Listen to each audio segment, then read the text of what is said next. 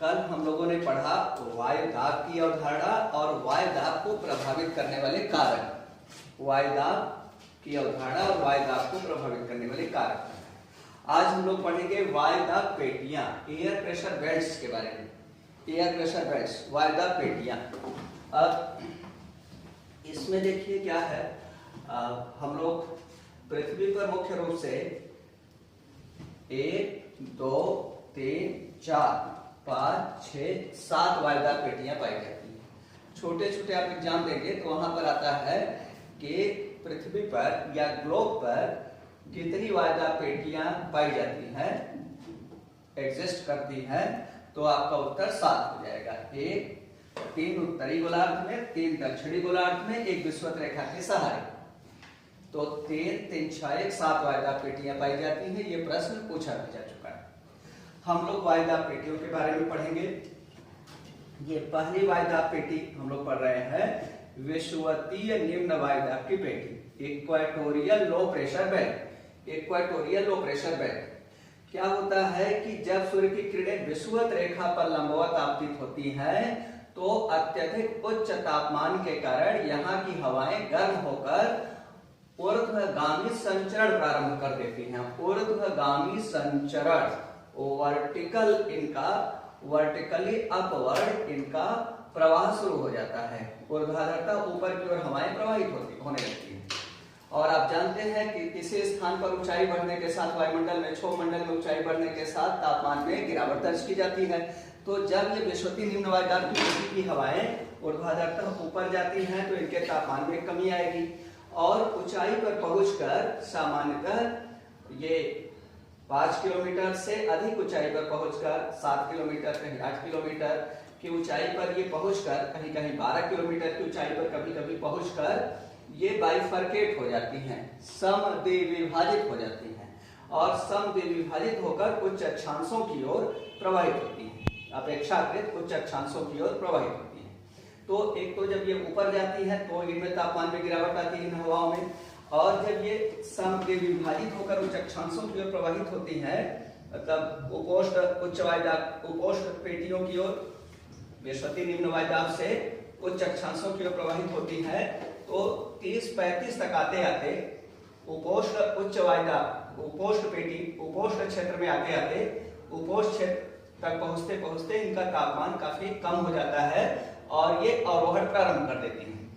जब कुछ हवाएं वहीं पर संघनित हो जाती हैं सब ट्रॉपिकल हाई प्रेशर बेल्ट में, तो स्वयं के लिए जो विषुवतीय निम्न वायु दाब की पेटी से हवाएं जो आरोहण करके उच्च अक्षांशों की ओर बाइफरकेट होकर जा रही हैं, स्वयं उनके लिए यही हवाएं जब 30-35 डिग्री उत्तरी अक्षांश के ऊपर पहुंचती हैं तो शीतल होकर के भारी होने लगती हैं और स्वयं की हवाओं के लिए अवरोध का काम करती हैं, जिससे इनका अवरोहण प्रारंभ हो जाता है।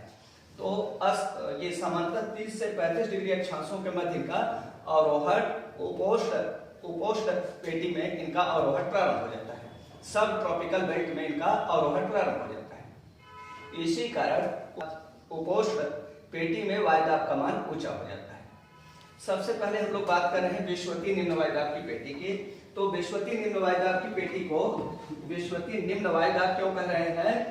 इस पेटी के वायु दाब के निम्न होने का सबसे प्रमुख कारण है हाई टेम्परेचर। इसीलिए विषुवतीय निम्न वायु दाब की पेटी को ताप जनित निम्न वायु दाब की पेटी कहते हैं। ताप जनित निम्न वायु दाब की पेटी इसलिए कहते हैं क्योंकि इसके निम्न वायु दाब के निर्माण में हाई टेम्परेचर का सर्वाधिक योगदान है। तो उच्च तापमान के कारण यहाँ की हवाएं गर्म होती हैं और ऊर्ध्वाधर संचरण प्रारंभ कर देती हैं, जिससे धरातल पर वायु दाब कम हो जाता है। यहाँ पर वायु दाब कम होने के और कई कारण हैं। आप जानते हैं विषुवतीय निम्न वायु दाब की पेटी में क्या होता है? विषुवतीय क्षेत्र में जलवाष्प की अधिकता होती है। जलवाष्प ना, विषुवत रेखा के सहारे जलवाष्प कितना % होता है? 4 से 5%।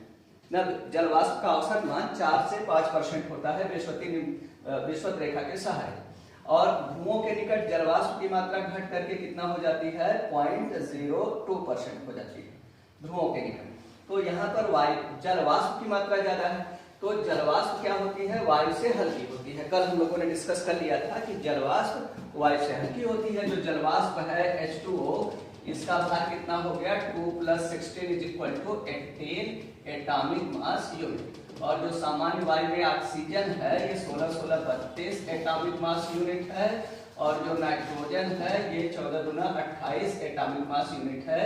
तो जो सामान्य वायु है उसमें नाइट्रोजन और ऑक्सीजन ही मोर देन 99% से अधिक सामान्य वायु में क्या होती है, ऑक्सीजन और नाइट्रोजन गैसें, और इनका भार आप देख रहे हैं जलवाष्प के भार से ज्यादा है। इसका मतलब स्वतंत्र वायु में अगर जलवाष्प मिल जाती है तो वायु का भार क्या हो जाता है, घट जाता है। तो विश्वती निम्न वायुदाब की पेटी में जलवाष्प की अधिकता यहाँ के निम्न वायुदाब में सोने में सुहागा का काम करती है, अर्थात यहाँ के निम्न वायुदाब को और निम्न बनाने में सहयोग करती है। विश्वतीय पेटी में वायुदाब के निम्न होने का तीसरा कारण क्या है, तीसरा कारण क्या है, पृथ्वी का घूर्णन। पृथ्वी के घूर्णन के कारण क्या होता है, पृथ्वी की सतह पर एक विक्षेपक, एक अपकेंद्री बल काम करेगा। आप जानते ही हैं हर स्थान पर वृत्ताकार गति हो रही है, हर स्थान पर वृत्ताकार। तो यहाँ पर जो विषुवत रेखा के सहारे वृत्त बन रहा है वो सबसे बड़ा वृत्त बन रहा है, ग्रेट सर्किल बोलते हैं। विषुवत रेखा को ग्रेट सर्किल कहा ही जाता है। और उच्च अक्षांशों पर फिर ये स्मॉल सर्किल्स हो जाती हैं, और जैसे ही अक्षांशी मान बढ़ता जाएगा जो वृत्त बन रहे हैं उनकी परिधि घटती जाती है, छोटे वृत्त बनते हैं। तो जो बड़ा वृत्त है उसके सहारे क्या होगा, अभिकेंद्री बल का भी मान ज्यादा होगा, और अपकेंद्री बल एक दूसरे के बराबर होती है, तो अपकेंद्री बल का मान भी ज्यादा होगा। इसको समझने के लिए कल हम लोगों ने डिस्कस किया था कि जैसे एक क्या हो, पत्थर का टुकड़ा ले लीजिए, एक रस्सी में बांध करके आप ऐसे घुमाइए। जब रस्सी छोटी होगी तो आपको कम बल लगाना पड़ेगा, जब रस्सी जितनी बड़ी होगी आपको ज्यादा बल लगाना पड़ेगा। तो क्या कर रहा है, अपकेंद्री बल से वो पत्थर बाहर की ओर खींच रहा है, और उतने ही अभिकेंद्री बल से आप उसको स्थिर बनाए हुए हैं ना। तो क्या है कि जब रस्सी बड़ी तो आपको ज्यादा फोर्स लगाना पड़ रहा है। इसका मतलब रस्सी की लंबाई क्या है, उस वृत्त की त्रिज्या है। तो वृत्त की त्रिज्या बढ़ने के साथ क्या हो जाएगा, वृत्त की परिधि भी बढ़ेगी, और क्या बढ़ जाएगा, वृत्त के लिए जो ये सेंट्रीफ्यूगल फोर्स है और सेंट्रीपेटल फोर्स है, अभिकेंद्री बल और अपकेंद्री बल दोनों का मान बढ़ेगा। तो विषुवत रेखा के सहारे पृथ्वी के घूर्णन के कारण अपकेंद्री बल का मान अधिकतम, और ध्रुवों की ओर बढ़ने पर अपकेंद्री बल का मान लगातार घटता जाता है। तो विषुवत रेखा पर अपकेंद्री बल का मान ज्यादा है, तो अपकेंद्री बल क्या करती है, हवाओं पर बाहर की ओर दबाव डालेगी, और जब बाहर की ओर दबाव होगा तो वायु का भार तो हम लोग ऐसे नीचे की ओर पढ़ेंगे ना, नीचे की ओर कैलकुलेट करेंगे, तो वायु का भार नीचे की ओर काम कर रहा है, अपकेंद्री बल ऊपर की ओर काम कर रहा है, तो इन दोनों का जो रिजल्टेंट होगा वो कम हो जाएगा। तीसरा, विषुवती पेटी में वायु दाब के निम्न होने का सबसे बड़ा कारण है हाई टेम्परेचर।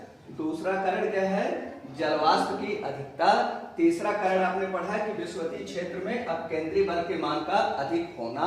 और चौथा कारण क्या हो जाएगा, गुरुत्वीय त्वरण जी के मान का न्यूनतम होना ना। आप जानते हैं भूमध्य रेखा से ध्रुवों की ओर बढ़ेंगे तो गुरुत्वीय त्वरण जी का मान क्या हो जाता है ना, पृथ्वी की त्रिज्या, विषुवत रेखा से ध्रुवों की ओर बढ़ेंगे तो पृथ्वी की त्रिज्या घटती जाएगी, त्रिज्या घटने के साथ गुरुत्वीय त्वरण का मान बढ़ता जाता है। तो विषुवत रेखा के सहारे जी का मान न्यूनतम और ध्रुवों पर जी का मान अधिकतम। तो जी क्या है, गुरुत्वीय त्वरण है, और आप जानते हैं F क्या हो जाता है, m × g ना। कैसे, ये जो वायु के मॉलिक्यूल है उनका द्रव्यमान अगर m है तो उन पर g गुरुत्वीय त्वरण काम कर रहा है, और यही उन पर बल नीचे की ओर काम कर रहा है, अर्थात उनका जो भार होगा mg वही क्या होगा, W F का काम करेगा, उनका भार ही फोर्स का काम करेगा। और एकांक क्षेत्रफल पर जो फोर्स है या भार है वही क्या है, एकांक क्षेत्रफल पर जो फोर्स या वेट है एकांक क्षेत्रफल पर वही है प्रेशर, वायुदाब है। तो यहाँ पर क्या हो जाता है कि गुरुत्वीय त्वरण जी का मान कम होने के कारण भी वायुदाब कम होता है। देखिए, सब जो मुख्य वायुदाब को प्रभावित करने वाले जो प्रमुख कारण हैं उनमें आप देख रहे हैं कि लगभग सभी कारण अनुकूल हैं, जो यहाँ के वायुदाब को कम करने के अनुकूल हैं ना। यहाँ पर विषुवती निम्न वायुदाब की पेटी में वायुदाब के कम होने का सबसे बड़ा कारण है उच्च तापमान। दूसरा कारण यहाँ पर है अपकेंद्री बल के मान का ज्यादा होना। तीसरा कारण हो गया जलवाष्प की मात्रा का अधिक होना। चौथा कारण हो गया गुरुत्व जी के मान का भी कम होना। इन कारणों से विषुवतीय पेटी में वायु दाब सामान्य की अपेक्षा कम हो जाती है, जिसको हम लोग कहते हैं विषुवतीय निम्न वायु दाब की पेटी। विषुवतीय निम्न वायु दाब की पेटी विषुव की दशा में, विषुव आप जानते हैं 21 मार्च और 23 सितंबर को जब सूर्य की किरणें विषुवत रेखा पर लंबवत आपतित होती हैं, तो इस स्थिति को इंग्लिश में इक्विनॉक्स और हिंदी में विषुव की स्थिति कहते हैं। विषुव की स्थिति में विषुवत रेखा पर सूर्य की किरणें लंबवत आपतित होती हैं। यह स्थिति 21 मार्च और 23 सितंबर को स्थापित होती है। तो इस विषुव की दशा में वायु दाब पेटियों की आदर्श स्थिति ये है जो यहाँ पर हमने दिखाया है। विषुव की दशा में विषुवतीय निम्न वायु दाब की पेटी 5 डिग्री नॉर्थ से 5 डिग्री साउथ के मध्य निर्मित होती है। विषुव की दशा में जब विषुवत रेखा पर सूर्य की किरणें लंबवत पड़ती हैं, अर्थात 21 मार्च और 23 सितंबर को, इस स्थिति को विषुवत रेखा के सहारे अत्यधिक हाई टेम्परेचर और लो प्रेशर हो जाने के कारण क्या हो जाता है, पवन प्रवाह मंद तापांतर न्यूनतम होगा, पवन प्रवाह तापांतर कम होगा तो दाबांतर कम होगा, दाबांतर कम होगा, एकांक दूरी के साथ जो दाबांतर होता है उसी को दाब प्रवणता बल कहते हैं। दाब प्रवणता बल का मान कम होने के कारण यहाँ पर पवन प्रवाह मंद हो जाएगी। पवन प्रवाह मंद होता है, धरातल शांत होता है। इसके लिए ग्रीक भाषा में एक शब्द है डोल्ड्रम। डोल्ड्रम ना विषुवतीय इस प्रदेश को तब डोल्ड्रम प्रदेश कहते हैं। 21 मार्च 23 सितंबर को जो विषुवतीय निम्न वायु दाब की पेटी है यह डोल्ड्रम प्रदेश भी कहलाती है। तो क्या होता है, जो सूर्य की लंबवत किरणें हैं वो क्या होती है कि विषुवत रेखा से लेकर के कर्क रेखा और कर्क रेखा से फिर विषुवत रेखा, विषुवत रेखा से फिर मकर रेखा, मकर रेखा से विषुवत रेखा, इस तरह से सूर्य की लंबवत किरणों का विस्थापन होता रहता है। आपको पता ही है सूर्य की लंबवत किरणों का इस तरह से विस्थापन होता रहेगा। सूर्य की लंबवत किरणों का इस तरह से विस्थापन होता रहता है। तो सूर्य की लंबवत किरणों में विस्थापन के साथ वायु दाब पेटियों में भी क्या होता रहेगा, सूर्य की लंबवत किरणों में विस्थापन के साथ वायु दाब पेटियों में भी विस्थापन होता रहता है। तो अब जनरली क्या होगा, सूर्य की लंबवत किरणों में विस्थापन होगा तो तापीय विषुवत रेखा, ये तो एक भौगोलिक विषुवत रेखा हो गई। 0 डिग्री अक्षांश को हम लोग भौगोलिक विषुवत रेखा कहेंगे। जनरली विषुवत रेखा पर औसत तापमान अधिकतम होता है तो हम लोग कह देते हैं कि तापीय विषुवत रेखा। लेकिन वास्तव में तापीय विषुवत रेखा पर नहीं बनती है, बल्कि 4 या 5 डिग्री उत्तरी अक्षांश पर तापीय विषुवत रेखा बनती है। तापीय विषुवत रेखा का मतलब कि वह रेखा जिस पर औसत वार्षिक तापमान अधिकतम ना, औसत वार्षिक तापमान अधिकतम हो, वो है तापीय विषुवत रेखा। लेकिन 4 या 5 डिग्री, लेकिन सूर्य की किरणों के 4 या 5 डिग्री उत्तरी अक्षांश पर सामान्यतः निर्मित होती है तापीय विषुवत रेखा। फिर भी क्या होता है, सूर्य की लंबवत किरणों के विस्थापन के साथ वायु दाब पेटियों में भी विस्थापन होता रहेगा। जैसे जब सूर्य की लंबवत किरणें उत्तरायण होंगी तो सब वायु दाब पेटियां उत्तर की ओर विस्थापित होंगी। जब सूर्य की लंबवत किरणें दक्षिण की ओर विस्थापित होंगी तो सब वायु दाब पेटियां दक्षिण की ओर विस्थापित हो जाती हैं। वायु दाब पेटियों में सूर्य की लंबवत किरणों के विस्थापन के साथ विस्थापन होता रहता है। हम लोग विषुवतीय निम्न वायु दाब की पेटी पढ़ लिए। अब इसके बाद क्या है, ये उपोष्ण उच्च वायु दाब की पेटी की बात हो रही है। उपोष्ण उच्च वायु दाब की पेटी आदर्श दशा में अर्थात विषुव की दशा में बनेगी 23 डिग्री नॉर्थ से 35 डिग्री नॉर्थ और 23 डिग्री साउथ से 35 डिग्री साउथ। ये कब, ये वायु दाब पेटी कब बन रही है, इक्विनॉक्स की दशा में, विषुव की दशा में। और अगर इक्विनॉक्स की दशा नहीं है, सूर्य की किरणें ऐसे उत्तरायण हो रही है, तो ये वायु दाब पेटी थोड़ा उत्तर की ओर विस्थापित हो जाएगी। और ये जो दक्षिणी गोलार्ध की उपोष्ण उच्च वायु दाब की पेटी उत्तर की ओर विस्थापित हो जाएगी। जब सूर्य की किरणें दक्षिणायन होंगी तो दक्षिणी गोलार्ध की उपोष्ण उच्च वायु दाब की पेटी दक्षिण की ओर और उत्तरी गोलार्ध के भी उपोष्ण उच्च वायु दाब की पेटी और दक्षिण की ओर विस्थापित हो जाएगी। तो यह आदर्श दशा में 30 से 35 है। आप इसीलिए किताबों में देखेंगे तो कहीं ये 25 से आपको 45 भी मिल जाएगा। उपोष्ण उच्च वायु दाब की पेटी कहीं पर 25 से 45 मिल जाएगा, यहाँ पर भी 25 से 45 मिलेगा। लेकिन एक ही समय 25 से 45 की स्थिति में नहीं होगा, 25 से 45 के बीच ये वायु दाब पेटी विस्थापित होती रहेगी।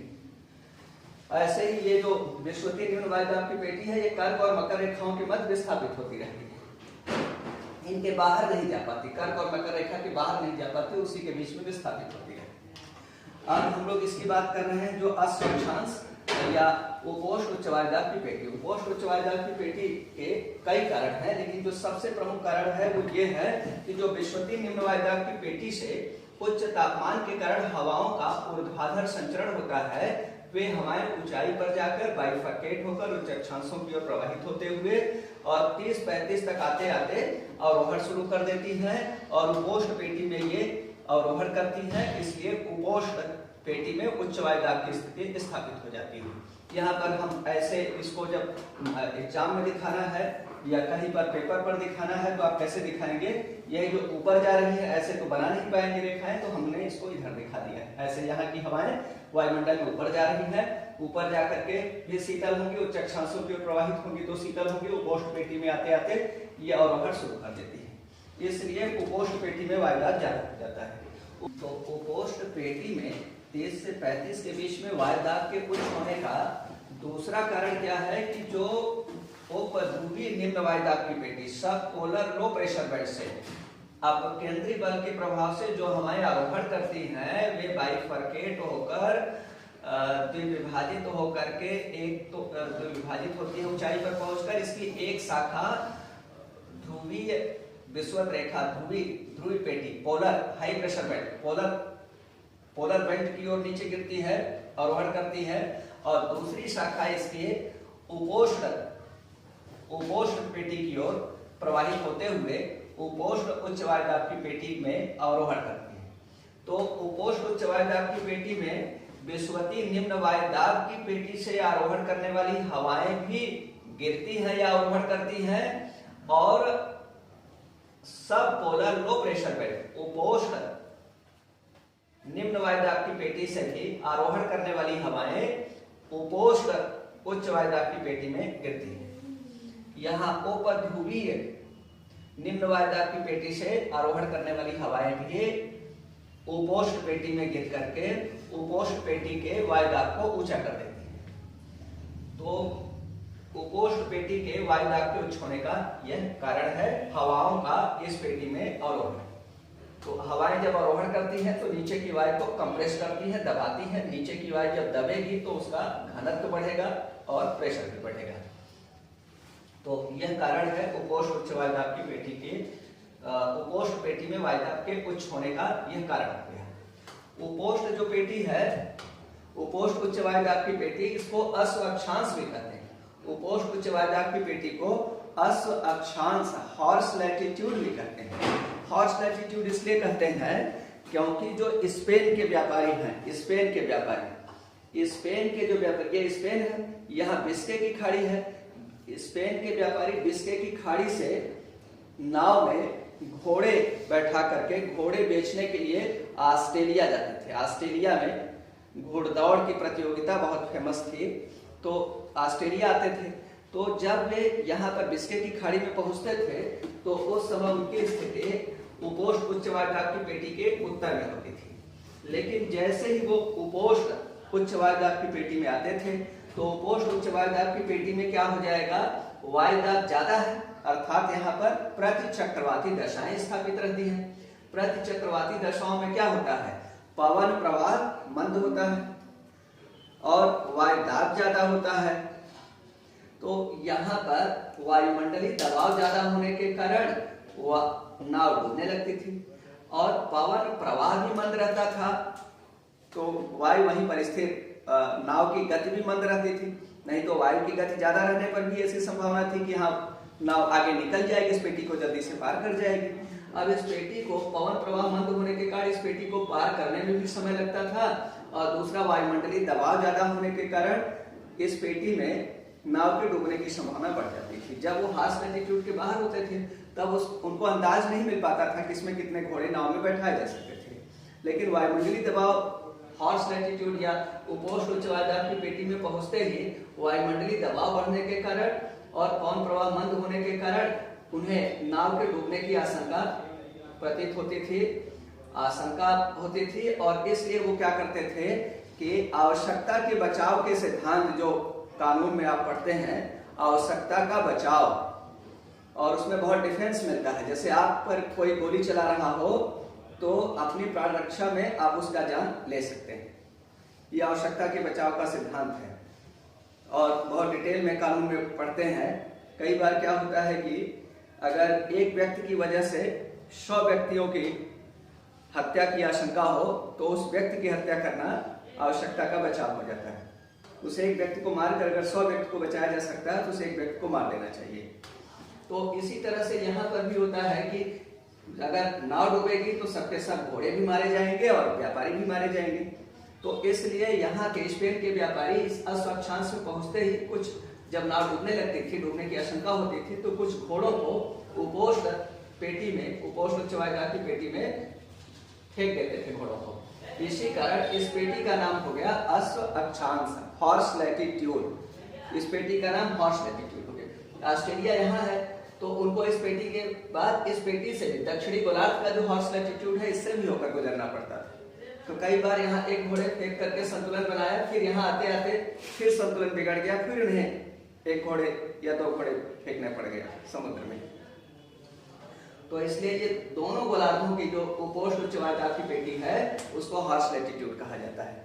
केवल उत्तरी गोलार्ध की उपोष्ण उच्च वायुदाब की पेटी को नहीं, उत्तरी और दक्षिणी दोनों गोलार्धों की उपोष्ण उच्च वायुदाब की पेटी को हॉर्स लैटिट्यूड कहते हैं।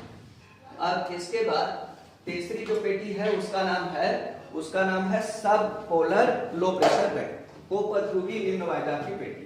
ये जो देखिए उपध्रुवी निम्न वायुदाब की पेटी है आदर्श दशा में अर्थात विषुवत की दशा में स्थापित होती है 60 डिग्री उत्तरी अक्षांश से 65 डिग्री उत्तरी अक्षांश और 60 डिग्री दक्षिणी अक्षांश से 65 डिग्री दक्षिणी अक्षांश के मध्य। तो यहाँ पर क्या होता है कि यहाँ पर यह जो विषुवतीय निम्न वायुदाब की पेटी है, ध्रुवी जो पेटी है उससे काफी दूर है, 60-65 पर है, ये 60-65 पर है। तो ध्रुवीय प्रदेश की अपेक्षा ये जो उपध्रुवी निम्न वायुदाब की पेटी है, जो उपध्रुवी प्रदेश है, ध्रुवीय प्रदेश की अपेक्षा उपध्रुवी प्रदेश में तापमान ज्यादा होता है। दोनों में काफी अंतर होता है क्योंकि ध्रुवीय प्रदेश का तापमान काफी कम होता है, उसकी तुलना में उपध्रुवी प्रदेश का तापमान ज्यादा होता है। तो उपध्रुवी प्रदेश में क्या हो जाएगा, तापमान ज्यादा होने के कारण और पृथ्वी के घूर्णन के कारण यहाँ पर अब केंद्रीय बल लग रहा है और ध्रुवीय प्रदेश की अपेक्षा तापमान यहाँ ज्यादा होने के कारण यहाँ पर अब केंद्रीय बल का मान ध्रुवीय प्रदेश की अपेक्षा ज्यादा हो जाता है। अब केंद्रीय बल सेंट्रीफ्यूगल फोर्स का मान, सेंट्रीफ्यूगल फोर्स, अब केंद्रीय बल का मान ज्यादा रहता है। तो अब केंद्रीय बल का मान ज्यादा होने के कारण यहाँ की हवाएं ऊपर की ओर, हवाओं पर ऊपर की ओर हवाओं को अब केंद्रीय बल ऊपर की ओर क्या करता है, पुश करता है। हवाओं को ऊपर की ओर अब केंद्रीय बल पुश करता है, धकेलता है, जिससे उपध्रुवी पेटी की हवाएं ऊंचाई पर आती है और उपध्रुवी पेटी में वायुदाब कम हो जाता है। इसलिए उपध्रुवी पेटी को हम लोग कह रहे हैं उपध्रुवी निम्न वायुदाब की पेटी, क्योंकि यहाँ वायुदाब निम्न हो जा रहा है।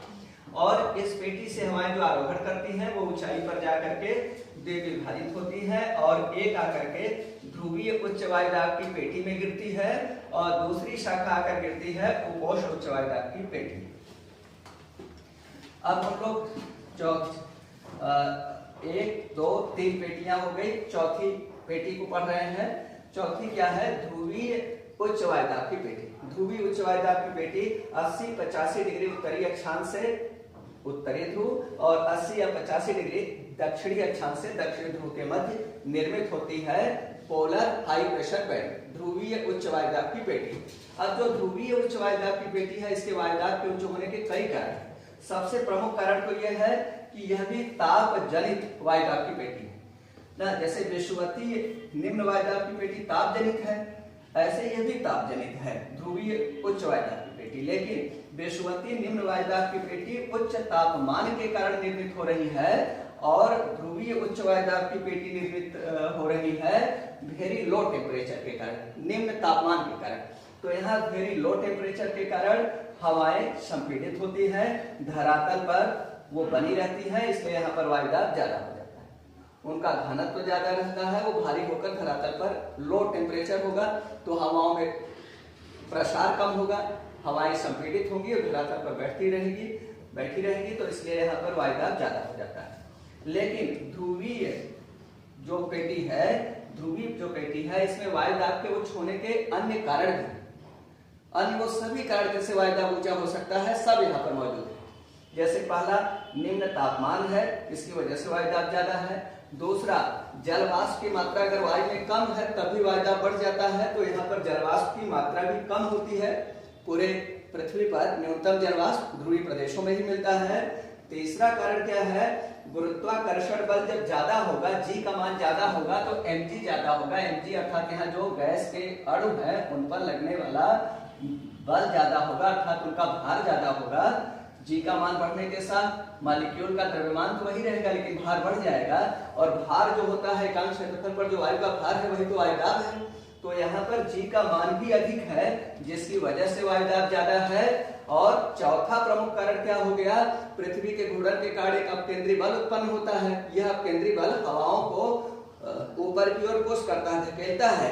लेकिन यहाँ पर क्या है, यहाँ पर त्रिज्या जो होगी वो कम होगी, या जो यहाँ पर वृत्त बन रहा है वो छोटे छोटे बन रहे हैं ना, तो अपकेंद्री बल का मान विषुवत रेखा से ध्रुवों की ओर बढ़ने पर क्या होता है, घटता जाता है। विषुवत रेखा पर अपकेंद्री बल का मान अधिकतम और ध्रुवों पर अपकेंद्री बल का मान न्यूनतम। तो यहाँ पर अपकेंद्री बल का मान ध्रुवों पर कम होने के कारण हवाओं पर जो ऊपर की ओर उछाल काम करता, या जो हवाओं को अपकेंद्री बल पुश करता बाहर की ओर, वह बल कम है। अपकेंद्री बल का मान कम होने के कारण ही यहाँ का वायुदाब ज्यादा है। तो यह हो गया ध्रुवीय उच्च वायुदाब की पेटी। ध्रुवीय उच्च वायुदाब की पेटी में जो दशाएं उच्च वायुदाब के लिए जिम्मेदार हैं वो सब विद्यमान है, और विश्वती निम्न वायुदाब की पेटी में जो हवाएं निम्न वायुदाब, जो कंडीशंस, जो दशाएं निम्न वायुदाब के लिए उत्तरदायी होती हैं, वो सभी दशाएं विश्वती निम्न वायुदाब की पेटी में मौजूद हैं। तो यह उत्तरी गोलार्ध में 3 वायुदाब पेटियां, दक्षिणी गोलार्ध में 3 वायुदाब पेटी और एक विषुवत रेखा के सारे वायुदाब पेटी। इस प्रकार वायुदाब पेटियों की संख्या 7 हो गई। यही प्रमुख वायुदाब पेटियां हैं। और इसके बाद हम लोग पढ़ेंगे कोशिकाएं।